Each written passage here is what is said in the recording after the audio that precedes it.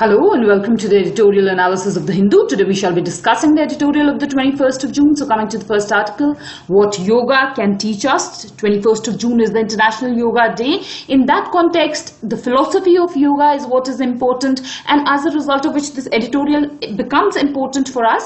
The philosophy of yoga is what is important for your ethics paper. A question can come in that regard, and as a result of which you should be well versed with this philosophy of yoga. Also in essays, there is huge scope of talking about yoga because this is a very pertinent and a very prominent philosophy of India. It is very relevant in today's world. So that is why you should have an idea about yoga, and this article becomes important.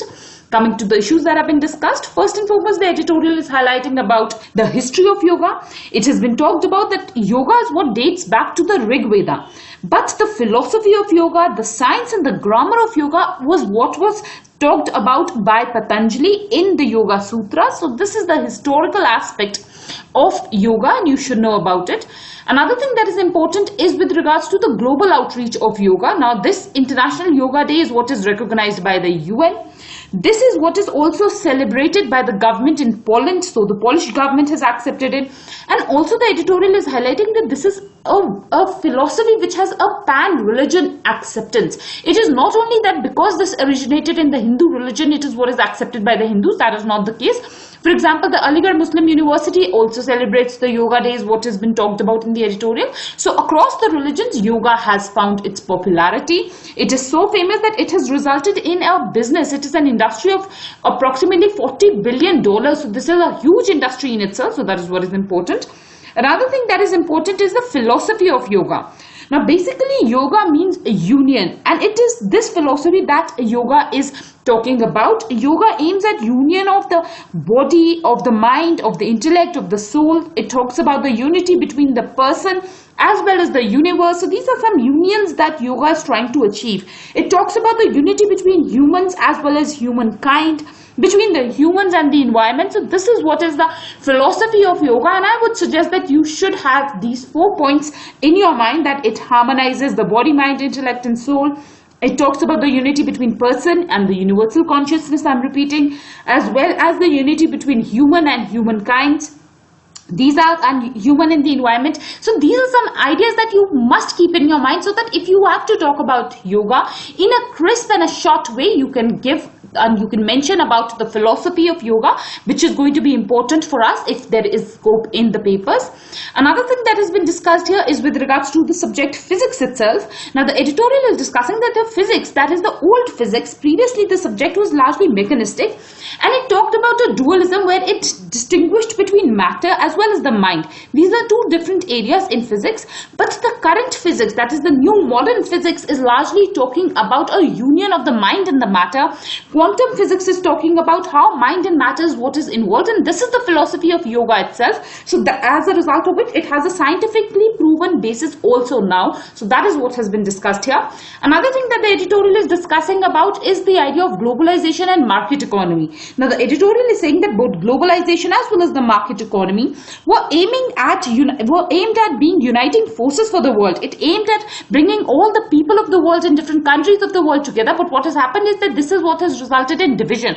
Instead of uniting the world, it has rather fragmented the world. It has acted as a divisive force. So in this context also, yoga is important because yoga is about union, and this union should be expanded to the union of the world, or union of the mankind. So that is what is been discussed here.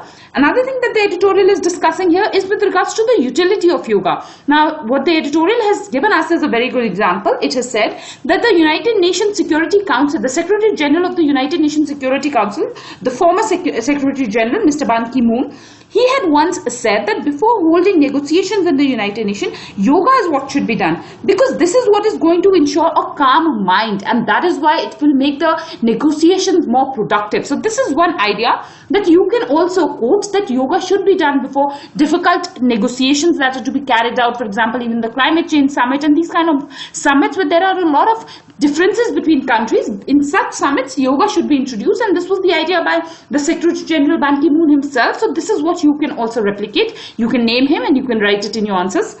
Another thing that has been talked about is with regards to an alternative world view. Now the editorial is highlighting then what is important is that yoga should act as an instrument in ensuring an alternative worldview, which should be a non-violent world, it should be an eco-friendly world, it should be a non-dogmatic world, it should be an egalitarian world, it should be an all-inclusive world, it should be a secular world, and all of this is what yoga has the potential to achieve. So this is what should be the aim or the larger goal for yoga, is what has been said here. Indeed, the article is relevant for us. Yoga, I have told you, is a philosophy that you will definitely have some scope of introducing somewhere in the essay paper, or for that matter in the ethics paper. So try and make notes of this particular article. Try and keep this article to your mind, because this is a rare article. On the occasion of International Yoga Day it has come, so in that context this becomes important. Coming to the next article, misplaced priorities. Now, the context of this article is with regards to the one nation, one election policy that is being talked about, that is being debated in the country. Now, this article I have discussed previously, many articles like that, so this is again a repetition, but one or two points is what I have found new. Now, basically this article is criticizing this idea of one nation, one election, and the reasons for criticism is, first and foremost, it is saying that what is going to happen is that because if today I announce that from next on we will have one nation, one election, so it might happen that the tenure of several states is what will have to be curtailed, because some states might be in power at that point of time and their tenure will have to be cut short, which is unfair to the states. The second issue, which is new, is the suggestion that has been given by the Law Commission of India, and this is what is important. Now, the Law Commission had suggested that there should be something called a constructive vote of confidence. A constructive vote of confidence is the idea that has been given. Now, we all know that there is something called no confidence motion. Once the no confidence is passed, the government has to resign. But instead of this no confidence, what is discussed by the Law Commission is that if a government cannot complete its tenure and in the mid it has to resign, then in that scenario, instead of holding elections, another vote is what should take place, and this vote should be constructive vote of confidence, and based on this constructive vote of confidence, a new government should be formed rather than the need for a new election. So by this, what can happen is that just in case if a particular government is what is dissolved before its tenure, then in that case this vote can come handy. So this is one suggestion by the Law Commission of India, and as a result of which this suggestion becomes valid. And if there is scope where you have to discuss such kind of an issue, that what will be done when states are dissolved, try and bring out this kind of an opinion. This is an expert opinion, so this will be good. It will give a good impression. Also, I feel that this is one topic that almost every student will have awareness of. If a question does come, then almost all the people who will be writing the mains paper will know about this. So what is it that you can add that you can get more marks? These kind of points, these kind of expert opinions is what you can add to get more points on such kind of answers, and that is why I am stressing on this. Another thing that has been discussed here is with regards to the shorter tenure. Now, in this particular case, what has been discussed is that in case of the mid-term polls are what are taking place, then in that scenario, that there should be a shorter tenure for that particular party that is coming into power, so that once that tenure is completed, collectively elections can take place for the whole country, is what has been argued. Also, next, the editorial is discussing about the problems that the regional parties will face. We have discussed this in the past also. The regional parties will be facing some of the major problems if this kind of an election system is what is developed, because often the regional issues will get subsumed in central issues, so that we have discussed. Lastly, the editorial is offering a suggestion. It is saying that instead of simply jumping onto such kind of a major reform, some low-hanging fruits are what should be focused on. Some electoral reforms, for example, putting a cap on election expenditure is what should be explored first, rather than simply going for such a drastic change. So that is what has been discussed in the editorial. Indeed, this topic is important. I have mentioned it time and again for General Studies Paper 2. This will be an important topic. Coming to the next article. Now, this is an article which is about the overestimation of India's GDP growth. Now, in my personal opinion, this is basically an interview, and this is very technical as such. There are several points as to how the economy is being measured, how the GDP is being measured. All of this is what is out of our scope. In my opinion, these kind of questions will not come.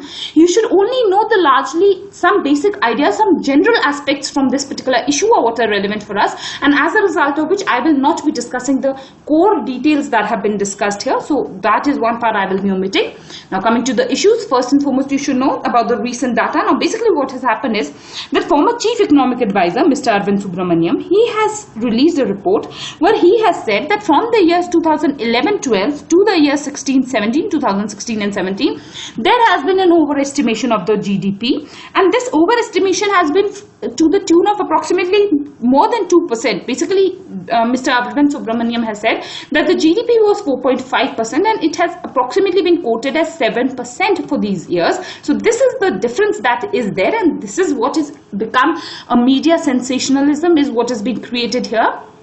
This has become a major news for the country. So in that context, this article becomes important. Now basically what you should know is that there was a revision in the methodology of calculation of the GDP, and this was in the year 2015. And since this revision in the GDP calculation, this methodology, there have time and again been issues where it has been said that there has been an overestimation of the GDP. So this is something that is well accepted amongst experts, that some degree of overestimation is what has been done after the revised methodology. So that is the first analysis.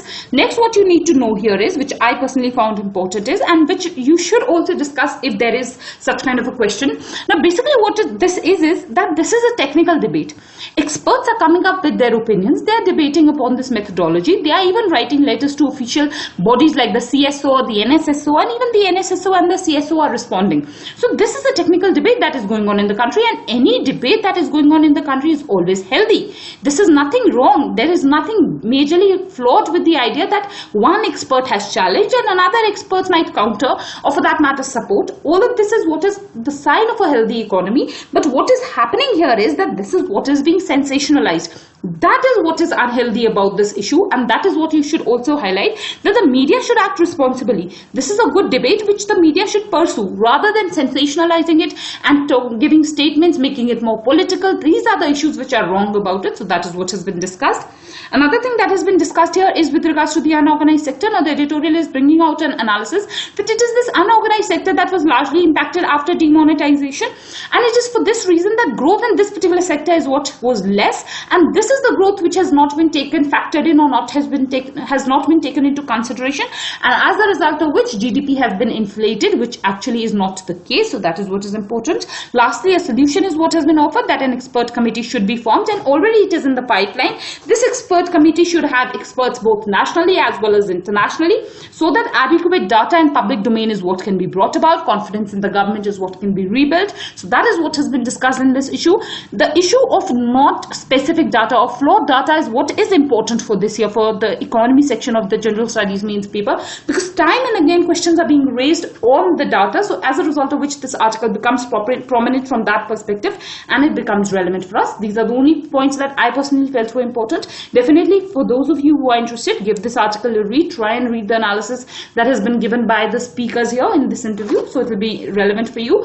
But otherwise I don't feel that there will be utility of application in the answers of your mains paper. So that is why I have not discussed that aspect. So that's about this particular article, and that's about our discussion for today. I thank you all for watching the video.